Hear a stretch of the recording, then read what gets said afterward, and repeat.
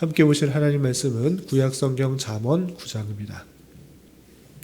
오늘 11월 9일 잠언 9장을 읽는 날인데 9장은 길지 않으므로 1절부터 마지막 18절까지 함께 봉독하겠습니다. 구약성경 잠언 9장 1절부터 18절까지 말씀, 구약성경 919쪽 전후를 보시면 되겠습니다.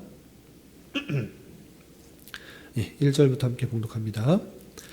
지혜가 그의 집을 짓고 7 기둥을 다듬고 짐승을 잡으며 포도주를 혼합하여 상을 갖추고 자기의 여종을 보내어 성중 높은 곳에서 불러 이르기를 어리석은 자는 이리로 돌이키라. 또 지혜 없는 자에게 이르기를 너는 와서 내 식물을 먹으며 내 혼합한 포도주를 마시고 어리석음을 버리고 생명을 얻으라. 명철의 길을 행하라 하느니라. 거만한 자를 징계하는 자는 도리어 능욕을 받고 악인을 책망하는 자는 도리어 흠이 잡히느니라. 거만한 자를 책망하지 말라. 그가 너를 미워할까 두려우니라. 지혜 있는 자를 책망하라. 그가 너를 사랑하리라. 지혜 있는 자에게 교훈을 더하라. 그가 더욱 지혜로워질 것이요 의로운 사람을 가르치라. 그의 학식이 더하리라. 여호와를 경외하는 것이 지혜의 근본이요 거룩하신 자들을 아는 것이 명철이니라. 나 지혜로 말미암아 내 날이 많아질 것이요 내 생명의 해가 내게 더하리라. 내가 만일 지혜로우면 그 지혜가 내게 유익할 것이나 내가 만일 거만하면 너 홀로 해를 당하리라. 미련한 여인이 떠들며 어리석어서 아무것도 알지 못하고 자기 집 문에 앉으며 성읍 높은 곳에 있는 자리에 앉아서 자기 길을 바로 가는 행인들을 불러 이르되 어리석은 자는 이리로 돌이키라. 또 지혜 없는 자에게 이르기를 도둑질한 물이 달고 몰래 먹는 떡이 맛이 있다 하는도다. 오직 그 어리석은 자는 죽은 자들이 거기 있는 것과 그의 객들이 수월 깊은 곳에 있는 것을 알지 못하느니라. 아멘. 감사합니다. 오늘 말씀 읽기 본문은 잠언 9장입니다. 어제 살펴보았던 잠언 8장에서는 지혜를 의인화하여서 설명했을 뿐만 아니라 창조의 동역자로서까지 표현하는 모습을 볼 수 있었습니다. 이 세상에 살아가는 어떠한 단순한 지혜가 아니라 그 지혜가 의인화하였고 또 창조하는 데 있어서 동역하고 있는 모습, 목격하는 모습을 나타나고 있는데, 그래서 이 세상에서 볼 수 있는 단순한 그런 지혜가 아니라 성자 하나님을 생각할 수 있도록 그렇게 이해해야 된다라고 교훈받았습니다. 그래서 그 지혜를 통해서 생명을 얻을 수 있다라는 그 내용을 살펴보았습니다. 계속해서 9장에서는 지혜가 사람들을 초청하는 내용, 그리고 반면에 어리석은 여인이 사람들을 초청하는 내용이 대조적으로 나오고 있는데, 이것을 통해서 무엇을 또 말씀하고 있는지 내용을 좀 살펴보도록 하겠습니다. 우선 9장 1절에서 보면 지혜가 그의 집을 짓고 7 기둥을 다듬고, 지혜가 또 의인화해서 사람처럼 어떤 일들을 행하는 것처럼 보이고 있습니다. 어떤 일들을 행하고 있는가? 집을 짓고 7 기둥을 다듬고 무엇을 하고 있는가? 2절 보면 짐승을 잡으며 포도주를 혼합하여 상을 갖추고 어떤 잔치의 모습을 갖고 있는 것입니다. 잔치를 갖추고 무엇을 하고 있는가? 계속해서 보면 3절 자기의 여종을 보내어 성중 높은 곳에서 불러 이르기를 어리석은 자는 이리로 돌이키라. 또 지혜 없는 자에게 이르기를 너는 와서 내 식물을 먹으며 내 혼합한 포도주를 마시고 어리석음을 버리고 생명을 얻으라. 명철의 길을 행하라 하느니라 라고 되어 있습니다. 그러니까 지혜가 그 집을 짓고 또 7 기둥을 세우고 또 잔치의 자리를 베푼 다음에 어떤 일을 행하는가? 여종에게 어떤 일을 시킵니다. 여종은 어떤 일을 했는가? 성중 높은 곳에 올라가서 사람들을 초청합니다. 사람들을 초청할 때 어떻게 초청하느냐? 어리석은 자는 이리로 와라. 이를 돌이켜서 이쪽으로 와라. 그리고 이쪽에 와서 내 식물, 잔치를 만들었는데 그 식물을 먹고 또 포도주를 먹고 그 어리석은 것, 지혜 없는 것을 버리고 생명의 길을 얻으라. 생명을 얻고 명청의 길로 행하라 라고 초청하고 있습니다. 그렇게 지혜가 여종을 불러서 많은 지혜 없는 사람들을 초청하는 모습들이 있는데 이것이 과연 무엇인가? 이것을 좀 뒤에 좀 살펴보도록 하겠습니다. 우선 이렇게 지혜가 잔치에 초청하는 모습, 많은 사람들을 불러 잔치의 자리에 초청하는 모습이 있습니다. 반면에 어리석은 여자도 똑같이 초청하는 모습이 있습니다. 그 내용이 어디 나오느냐? 13절부터 18절까지 이렇게 그려지고 있습니다. 13절 보면 미련한 여인이 떠들며 어리석어서 아무것도 알지 못하고, 미련한 여인이 나옵니다. 아까 지혜가 나왔는데 대조적인 모습으로 미련한 여인이 나오는 것입니다. 그 여인이 어떻게 하고 있습니까? 떠들면서 어리석어서 아무것도 알지 못하면서 이렇게 하고 있습니다. 14절 보면 자기 집 문에 앉으며 성읍 높은 곳에 있는 자리에 앉아서 마찬가지로 높은 곳에 올라갔습니다. 사람들을 초청하기 위해서는 높은 곳에 올라서 말을 해야 되기 때문에 높은 곳에 올라갔다 이렇게 표현하고 있는 것입니다. 어떻게 하고 있는가? 계속해서 보면 15절 자기 길을 바로 가는 행인들을 불러 똑같이 행인들을 부르고 있습니다. 뭐라고 말하느냐? 16절 어리석은 자는 이리로 돌이키라 또 지혜 없는 자에게 이르기를. 대상이 똑같습니다. 아까 우리가 살펴본 4절에서도 어리석은 자는 이리로 돌이키라 또 지혜 없는 자에게 이르기를 라고 표현했는데 똑같이 이 미련한 여인도 똑같은 행동을 하고 있는 것을 볼 수 있습니다. 16절에 어리석은 자는 이리로 돌이키라 또 지혜 없는 자에게 이르기를. 이 대상이 똑같습니다. 그러니까 지혜가 없는 사람들에게 똑같이 초청하는 모습입니다.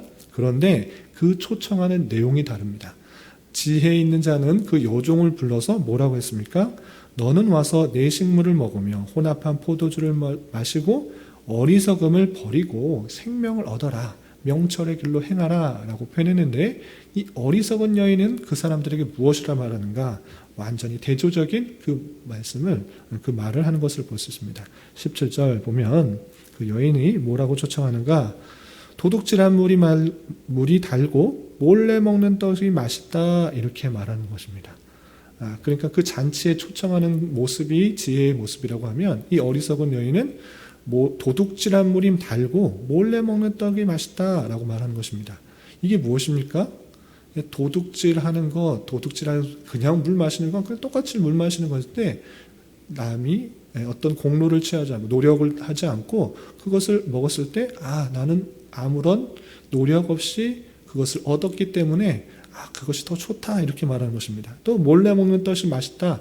그러니까 정당한 대가와 수고를 하는 것이 아니라 그냥 악한 모습 가운데 몰래 취하여서 먹으면 그것이 더 좋다라고 잘못된 길로 이끄는 것입니다. 사람이 하고 싶은 욕망, 그 부패된 본성에 따라 죄성에 따라 그렇게 행하도록 계속적으로 요청하는 것입니다. 그렇게 행하라고 그 어리석은 여인은 계속적으로 초청하는 것입니다. 그렇게 되면 어떻게 되는가? 그렇게 초청할 때 어떻게 되는가? 18절에 결말을 이렇게 말하고 있습니다. 18절 보면 오직 그 어리석은 자는 죽은 자들이 거기 있는 것과 그의 객들이 수월 깊은 곳에 있는 것을 알지 못하느니라. 그렇게 부패성 가운데, 부패된 모습 가운데 계속적으로 행하라고 요청하는 그 모습 가운데 있게 되면 지옥에 간다, 수월에 간다, 멸망에 이르게 된다, 패망하게 된다라고 표현하고 있는 것입니다. 그렇다면 이 지혜가 여종을 불러서 초청하는 그 모습이 무엇입니까? 이것이 뜻하는 것이 무엇입니까? 이것은 다른 것이 아니라 성자 하나님께서 베풀어 주신 그 천국 잔치, 그 놀라운 그 잔치에 초청하는 복음 전도자의 모습, 그리고 교회의 모습이라 이렇게 생각할 수가 있는 것입니다. 그리고 초청하는 내용, 그 내용을 잘 보면 성자 하나님께서 성육신 하셔서 그 제자들에게, 그 많은 사람들에게 그 요청했던, 그 복음을 전했던 그 모습과 다르지 않은 것입니다. 요한복음 6장 53절부터 56절까지 보면 예수님께서 이런 말씀을 하셨습니다. 제가 읽어드리도록 하겠습니다. 요한복음 6장 53절부터 56절을 보면 예수께서 이르시되 내가 진실로 진실로 너희에게 이르노니 인자의 살을 먹지 아니하고 인자의 피를 마시지 아니하면 너희 속에 생명이 없느니라. 내 살을 먹고 내 피를 마시는 자는 영생을 가졌고 마지막 날에 내가 그를 다시 살리리니 내 살은 참된 양식이요 내 피는 참된 음료로다. 내 살을 먹고 내 피를 마시는 자는 내 안에 거하고 나도 그 안에 거하나니 라고 하면서 주님 안에서 있는 그 풍성한 교제, 그 잔치에 초전한 것을 볼 수 있습니다. 또한 여러분들 잘 아시는 말씀인 요한복음 7장 37절부터 38절까지는 이런 표현이 있습니다. 제가 읽어드리도록 하겠습니다. 명절 끝날 곧 큰 날에 예수께서 서서 외쳐 이르시되 누구든지 목마르거든 내게로 와서 마시라. 나를 믿는 자는 성경의 이름과 같이 그 배에서 생수의 강이 흘러나오리라 하시니 라고 했습니다. 그러니까 이 복음 전도의 초청, 예수 그리스도를 통하여서 참된 생명을 얻고 또 복음을 얻을 수 있으며 목마른 자는 누구든지 와서 물을 마셔라. 그러면 생수의 강이 흘러넘치게 될 것이다 라고 초청하는 그 모습을 볼 수 있습니다. 그렇기 때문에 이 지혜는 성자 하나님으로 우리가 이해하면 더 좋을 것이고 그 여정은 복음을 전도하는 모든 교회와 또한 복음 전도자로 이해하시면 좋을 것입니다. 이렇게 복음을 전하는 것을 통해서 이 지혜 없는 자, 하나님을 알지 못하는 자, 그리고 예수 그리스도를 통해서 참된 구원을 알지 못하는 자들에게 복음을 전하게 되고 그것을 통해서 돌아올 수 있게 되는 그 모습을 볼 수가 있는 것입니다. 그런데 여기서 똑같이 복음을 전할지라도 사람들의 반응이 두 가지로 나타납니다. 그 복음을 받아들이는 사람이 있는가 하면 받아들이지 않는 그런 사람으로 드러나는 것입니다. 그 내용이 7절부터 9절까지 상반된 모습으로 드러나게 될 것이다 라고 이렇게 표현되고 있습니다. 7절 보면 거만한 자를 징계하는 자는 도리어 능력을 받고 악인을 책망하는 자는 도리어 흠이 잡히느니라. 거만한 자, 악인은 자, 악인들 이 사람들은 아무리 책망을 하고 또한 징계를 할지라도 돌이키지 않는다 이렇게 표현하고 있습니다. 그래서 8절에 거만한 자를 책망하지 말라. 그가 너를 미워할까 두려우니라. 지혜 있는 자를 책망하라. 그가 너를 사랑하리라. 그렇습니다. 거만한 자, 또 그 마음에 악한 마음을 가진 사람은 아무리 이 복음이 전해질지라도 받아들이지 않는 것입니다. 자신의 그 내용들을 받아들일 준비가 되어 있지 않아서 그렇게 초청하는 내용에 전혀 반응하지 않는 모습을 보였습니다. 그러나 어떤 자가 돌이키는 것입니까?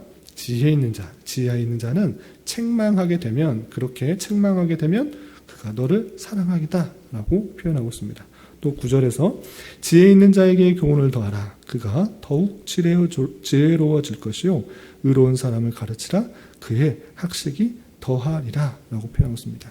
지혜 있는 자는 교훈을 더하면 더욱더 지혜로지만 또 의로운 사람은 가르치면 더 학식이 더하지만 그 마음에 완악한 마음을 가진 그 사람들, 거만한 사람들, 그리고 하나님 앞에 온전히 그 마음을 갖지 않은 사람들은 아무리 복음이 전해질지라도 받아들이지 않고 있는 그 모습을 볼 수 있습니다. 오히려 지혜 있는 자, 하나님께서 택하신 그 백성들에게 복음이 전해질 때 온전히 그 마음이 돌이키고 더욱더 지혜 있는 행동을 하게 되는 그 모습을 볼 수가 있는 것입니다. 이런 모습을 통해서 특별히 우리가 이 복음을 받아들이고 성자 하나님께서 이 땅에 오셔서 예수 그리스도로 십자가 사역을 담당하심으로 말미암아 우리가 구원을 받았다는 사실들로 인하여서 더욱더 감사하는 자가 되어야 될 것입니다. 이제 지혜 있는 자가 된 것입니다. 그렇다면 이 말씀을 듣고 우리 지혜가 있는 자가 되었다고 하면 어떠한 모습 가운데 있어야 되는 것입니까? 우리가 방금 읽었던 것처럼 8절과 9절에 지혜로운 사람이 어떻게 감당해야 되는가, 어떤 삶을 감당해야 되는지 잘 나와 있습니다. 그것이 무엇이었습니까? 지혜 있는 자를 책망하라. 그가 너를 사랑하리라 라고 표현하고 있습니다. 지혜 있는 자 가만히 놔두면 올바른 삶을 살 수 있다 라고 말하지 않습니다. 책망하라, 권책하라, 경계하라, 권면하라. 그렇게 올바로 살아갈 수 있도록 계속적으로 충고하는 것, 말씀을 가지고 자신의 삶을 단속하는 것, 그것이 필요하다라는 것입니다. 그렇게 책망하게 될 때 그가 너를 버리고 도망간다라고 하는 것이 아니라 그가 너를 사랑하리라 라고 표현하고 있습니다. 그러니까 우리는 예수 그리스도를 말미암아 지혜 있는 자, 구원받은 자가 된 것입니다. 우리 안에 그리스도가 있다라는 그 사실들을 잘 가지고 여러 가지 책망이 있을 때 하나님께서 나를 싫어하는가? 나를 사랑하지 않는가? 그리고 나는 정말 이렇게 힘든 상황 속에서 지내야만 하는가? 이런 생각을 하는 것이 아니라 다양한 책망, 다양한 충고, 다양한 찔림, 다양한 뉘우침 이런 것들을 계속적으로 받는 자로서 이 땅을 살아가야 되는구나를 깨닫는 것입니다. 그게 지혜 있는 자의 바른 모습인 것입니다. 지혜 있는 자를 책망하라. 그가 너를 사랑하리라 라고 했던 그 모습들처럼 우리가 지혜 있는 자로서 하나님의 말씀을 듣고 또 다양한 교훈에 따라 책망을 받아 내 자신의 죄성들을 깨달아 회개하고 뉘우치고 더욱더 주님 앞에 나아가는 그 모습들을 가져야 될 것입니다. 또한 9절에서 우리가 읽었던 것처럼 지혜 있는 자에게 교훈을 더하라. 그가 더욱 지혜로워질 것이요 의로운 사람을 가르치라. 그의 학식이 더하리라 라고 표현하고 있습니다. 지혜 가지고 있으니까 생명이 보장되어 있으니까 그냥 놔둬라. 생명 확실히 보장되어 있으니까 멸망하지 않을 것이다. 그냥 놔둬라. 이렇게 표현한 것이 아니라 교훈을 더하라. 하나님께서 주신 여러 가지 교훈, 그 말씀들, 하나님의 백성으로서 살아가야 될 여러 가지 교훈들, 그 말씀들을 더욱더 가르칠 수 있도록 이렇게 표현하고 있는 것입니다. 지혜 있는 자에게 교훈을 더하여서 더욱더 지혜롭게 하나님의 백성답게 성화의 모습으로 예수님의 모습과 같이 계속적으로 닮아갈 수 있도록 교훈하라라고 표현하고 있고, 또한 의로운 사람을 가르쳐서 학식이 더하여서 하나님의 백성답게 참다운 지식으로, 하나님에 대한 참다운 지식으로 하나님을 잘 섬기고 또 이 땅을 바르게 살아갈 수 있도록 가르치라라고 이렇게 표현하고 있는 것입니다. 이것이 성도가 이 땅에서 지혜를 얻어 생명을 얻어 삶을 살아갈 때 다양한 책망도 잘 감당하고 또한 여러 가지 교훈도 잘 받고 또 가르치는 것을 또 통해서 이 땅을 마땅히 살아가야 된다라는 것입니다. 그렇지 않은 사람들은 다양한 환경과 세상의 가르침과 풍조와 교훈에 따라 휩쓸려 가는지라도 우리는 지혜를 얻은 사람으로서, 지혜가 있는 사람으로서 이런 것들을 잘 감당해야 될 것입니다. 오늘 하루 살아가실 때, 또 남은 한평생 살아가실 때 지혜 있는 자로서 여러 가지 책망도 잘 감당하고 또 교훈도 잘 감당하고 가르침을 잘 받아 주님의 백성답게 살아갈 수 있는 저와 여러분, 우리 모두가 될 수 있기를 진심으로 기원합니다. 기도하겠습니다. 하나님 아버지 감사합니다. 오늘 잠언의 말씀을 통하여서 지혜로운 자와 어리석은 자의 대조적인 모습을 살펴보았습니다. 이런 말씀을 대하는 자로서 우리가 더욱더 찾고 구하고 지켜 간직해야 할 분이 오직 성자 하나님이시며 그로 말미암아 우리가 생명을 얻고 은총을 얻는 줄 알아 그분 안에 살아가기에 더욱 힘쓰는 자가 되게 하여 주시고 또 그분의 백성으로서 마땅한 길이요 바른 길로 가기 위한 다양한 책망에 대하여 잘 받아들이고 또 그의 교훈과 가르침에 잘 받아들이기 힘써서 주님의 모습과 같이 닮아가기 힘쓰는 저희가 되게 하여 주시옵소서. 주님 나라와 민족을 위하여 기도합니다. 이 나라와 민족 가운데 주님께서 함께하여 주시고 은혜 내려주셔서 주님의 공의와 자비가 가득한 나라가 될 수 있도록 주님 인도하여 주시고 특별히 이 나라의 위정자들 가운데 긍휼을 베풀어 주셔서 자유와 민주와 평화 속에서 온전히 통치되어 모든 백성이 평안하고 고요한 삶을 살아가는데 부족함이 없도록 인도하여 주시옵소서. 특별히 이 나라의 교회들이 더욱더 깨어 회개하며 자복하며 주님 앞에 엎드리게 하여 주시고 주님의 뜻을 온전히 깨달아 그 뜻을 이루어드리기에 힘쓰는 교회들 되게 하여 주시옵소서. 주님, 교회의 육체 연약함으로 직장과 사업장의 문제로 가정의 여러 가지 문제로 주님께 간절히 부르짖으며 나아가는 여러 지체들이 있습니다. 주님께서 그 기도에 신실하게 응답하여 주시고 역사하여 주셔서 하나님의 선하심과 인자하심을 깊이 경험하는 기회 되게 하여 주시옵소서. 이 시간 각자 간절히 기도하는 기도 제목 주님께서 들으시고 가장 선한 것들로 응답하여 주시옵소서. 예수님의 이름으로 기도 올리옵나이다. 아멘.